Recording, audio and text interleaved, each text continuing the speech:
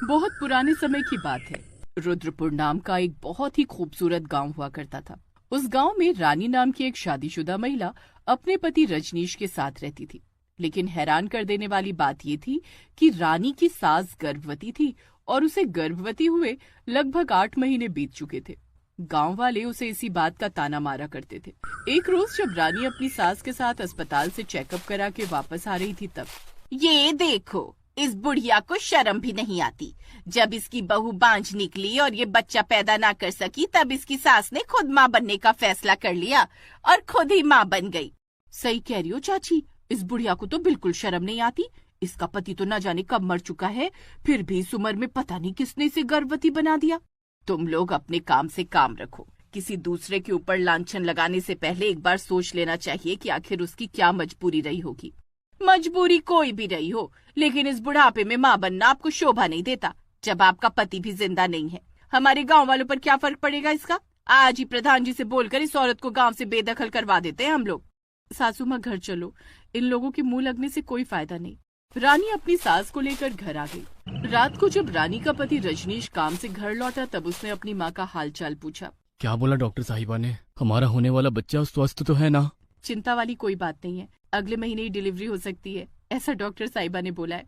मुझे समझ में नहीं आता माँ कि मैं आपका किस मुंह से शुक्रिया अदा करूं। आप मेरी वजह से इन गांव वालों के ताने सुनती हैं। अरे तू गांव वालों की छोड़ बेटा, हमें अपनी जिंदगी देखनी है, गांव वालों की नहीं। अब इन गांव वालों को समझाए भी क्या जा सकता है, ये लोग पढ़े लिखे तो है नहीं। अगले दिन रजनीश के घर सुबह सुबह प्रधान जी का एक आदमी आया। अरे मुनीम जी, क्या बात है? आज सुबह सुबह हमारे घर कैसे आना हुआ आपका? आप लोग जल्दी से पंचायत भवन चलिए, प्रधान जी ने आप सबको बुलाया है। लेकिन बात क्या है मुनीम जी? वो सब मुझे नहीं पता। प्रधान जी ने बोला है कि रजनीश के परिवार को बुला लो, तो मैं बुलाने चला आया। इतना बोलकर मुनीम जी वहाँ से चले गए। थोड़ी देर बाद रजनीश अपनी पत्नी रानी और अपनी माँ को लेकर पंचायत भवन पहुँच गए। वहाँ पर उन्होंने देखा कि पूरा गांव इकट्ठा था। रजनीश, इन गांव वालों का कहना है कि तुम लोग इस गांव में रहने के लायक नहीं हो। तुम्हारी माँ गर्भवती है और अपना फूला हुआ पेट लेकर इधर उधर घुमा करती है। आपके पिता भी जिंदा नहीं है, तो इन सब का असर गांव के नौजवानों पर पड़ता है। इस बारे में तुम्हारा क्या कहना है? प्रधान जी, बात यहाँ तक पहुँच जाएगी, इसकी तो मुझे कभी उम्मीद ही नहीं थी, लेकिन लगता है आज सारी सच्चाई आपको बतानी ही पड़ेगी। अब कहानी कुछ सालों पीछे से शुरू हुई। रजनीश की शादी रानी के साथ हुई। उसकी सास ने रानी का स्वागत बहुत ही धूमधाम के साथ किया। बहू, तेरे ससुर जी के गुजर जाने के बाद मैं इस घर में अकेली हो गई थी, इसलिए मैंने रजनीश की शादी कर दी। लेकिन तू भी काम में बिजी रहती है, इसीलिए जल्दी से मुझे पोता दे दे ताकि मैं उसके साथ खेलती रहूं। ये सब तो भगवान के हाथ में है ना माँ जी। इतना कहकर रानी शर्माते हुए अपने कमरे में चली गई। ऐसे ही दिन बीतते गए, लेकिन रानी माँ नहीं बन पा रही थी। रजनीश बेटा, शादी के 3 साल बीत चुके हैं, लेकिन तुम लोग मुझे अभी तक पोता नहीं दे पाए। जाओ, जाकर डॉक्टर को दिखाओ, कहीं बहू में कोई कमी तो नहीं। माँ, ऐसा जरूरी तो नहीं कि कमी केवल रानी में ही हो, कमी मेरे अंदर भी तो हो सकती है ना।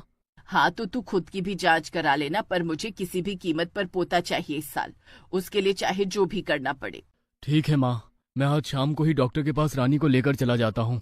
शाम को रजनीश अपनी पत्नी रानी को लेकर डॉक्टर के पास चला गया। डॉक्टर ने रजनीश और रानी दोनों की जांच की। उसके बाद उन्होंने कहा, देखिए, आप दोनों को परेशान होने की कोई जरूरत नहीं है। आप दोनों में ही कोई कमी नहीं है। आप दोनों जल्द ही माँ बाप बन जाओगे। हाँ, कुछ नॉर्मल दवाइयाँ दे देता हूँ, जिससे थोड़ी हेल्प मिल जाएगी। डॉक्टर ने उन दोनों को दवाइयाँ दे दी और दोनों घर आ गए। घर आने के बाद रजनीश ने ये खुशखबरी अपनी माँ को सुनाई। माँ, चिंता करने की कोई बात नहीं है। डॉक्टर ने बोला है कि हम दोनों के अंदर कोई कमी नहीं है। हम दोनों माँ बाप बन सकते हैं। ठीक है बेटा, मैं इंतजार के अलावा और कर ही क्या सकती हूँ। ऐसे ही दिन बीतते गए और कुछ दिनों बाद रानी को अचानक उल्टियाँ होने लगी। उस दिन रजनीश काम पर गया हुआ था। अरे बहू, तुझे तो बहुत जोरों की उल्टियाँ हो रही हैं। क्या हुआ, तेरी तबीयत खराब है क्या? चल जल्दी चल, डॉक्टर के पास चलते हैं। अरे नहीं माँ, मुझे बहुत कमजोरी लग रही है, मैं डॉक्टर के पास नहीं जा पाऊंगी। कमजोरी लग रही है और उल्टियाँ भी आ रही हैं, इसका मतलब तो साफ है कि इस घर में अब खुशखबरी आने ही वाली है। उसकी सास ने फोन करके तुरंत डॉक्टर को बुला लिया। डॉक्टर ने उसकी जांच की तो उसकी सास की खुशी का ठिकाना न रहा। मुबारक हो, आप बहुत जल्द दादी बनने वाली हैं। रानी बिटिया गर्भवती है, इसका अच्छे से ख्याल रखना और ज्यादा भारी सामान ना उठाने देना। बहुत बहुत धन्यवाद डॉक्टर साहब। आज से मैं बहू को बिस्तर से उठने ही नहीं दूंगी। अरे अरे, ऐसा भी मत कर देना। थोड़ा बहुत तो शारीरिक मेहनत करनी ही चाहिए, वरना ऐसे तो बॉडी अकड़ जाएगी और बच्चे को भी इससे दिक्कत होगी। डॉक्टर साहब, मैं तो मजाक कर रही थी। इसके बाद डॉक्टर साहब चले गए। शाम को जब रजनीश आए तो उसकी सास ने बहुत ही खुशी खुशी अपने बेटे को ये खबर सुनाई। रजनीश ने खुशी खुशी में अपनी पत्नी रानी को गोद में उठा लिया। अचानक रजनीश का पैर फिसला और रानी फर्श पर गिर गई। उसकी खोपड़ी फूट गई। ये क्या किया रजनीश बेटा? बहू तो बेहोश हो गई और इसके सर से तो खून भी निकल रहा है। जल्दी से डॉक्टर को बुला कर ला। नहीं माँ, इसे डॉक्टर के पास ही ले चलना होगा। इसके सर से बहुत खून निकल रहा है। सब कुछ मेरी ही गलती है। एक्साइटमेंट में ये सब कुछ हुआ है। रजनीश तुरंत अपनी माँ और अपनी पत्नी को लेकर अस्पताल पहुंच गया। अस्पताल में डॉक्टर ने रानी के सर पर पट्टी बांधी, लेकिन तब तक बहुत सारा खून निकल चुका था। मिस्टर रजनीश, आपकी पत्नी तो ठीक है, लेकिन सर पर चोट लगने की वजह से ये कोमा में जा चुकी है। हम अपनी तरफ से कोशिश कर रहे हैं, लेकिन इसकी कोई उम्मीद नहीं है कि कब होश में आएंगी। डॉक्टर साहब, अभी अभी तो आपने रानी के गर्भवती होने की खुशी दी थी। अब हमारे बच्चे का क्या होगा? इसके तो बस दो ही रास्ते हैं। या तो हमें गर्भपात करना होगा, या तो इस बच्चे को किसी दूसरे के गर्भ में पालना होगा। क्या ऐसा हो सकता है डॉक्टर साहब? बिल्कुल हो सकता है मिस्टर रजनीश। आज मेडिकल साइंस बहुत आगे निकल चुका है। कुछ भी पॉसिबल है आज तो। लेकिन आपको कोई ऐसी गर्भ ढूंढनी पड़ेगी जो आपके बच्चे को जन्म दे सके और 9 महीने तक अपने गर्भ में रख सके। अब कहानी एक बार फिर से वर्तमान में आ गई। प्रधान जी, मैंने अपनी रिश्तेदारी में बहुत सारे लोगों से बात की, पर कोई भी हमारे बच्चे को अपने गर्भ में 9 महीने रखने के लिए तैयार नहीं हुआ। तब मजबूरी में मेरी माँ ने ही इसमें अपना साथ दिया। मेरी माँ रानी और मेरे बच्चे को अपने गर्भ में रखने के लिए तैयार हो गई। ठीक 4 महीने बाद ऊपर वाले की दया से रानी भी कोमा से वापस आ गई। तुम्हारी कहानी तो बिल्कुल रुला देने वाली है बेटा, लेकिन इसे हम कैसे सच मान लें? मैं अभी यहाँ पर डॉक्टर साहब को बुलाता हूँ, जो सारी सच्चाई पूरे गांव वालों के सामने पेश कर देंगे। रजनीश ने उसी वक्त डॉक्टर साहब को फोन किया और सारी बात बताई। डॉक्टर साहब तुरंत ही पंचायत भवन में आ गए और उन्होंने सारी कहानी एक बार फिर से पूरे गांव वालों को और प्रधान जी को बयान कर दी। उसके बाद सभी गांव वालों ने रानी की सास से माफी मांगी।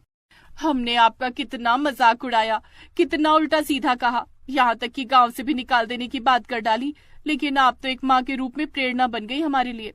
हमें नहीं पता था कि मेडिकल में ऐसा कुछ भी हो सकता है, इसीलिए ये गलतफहमी हो गई। माँ जी, मैं भी इन गांव वालों की तरफ से और अपनी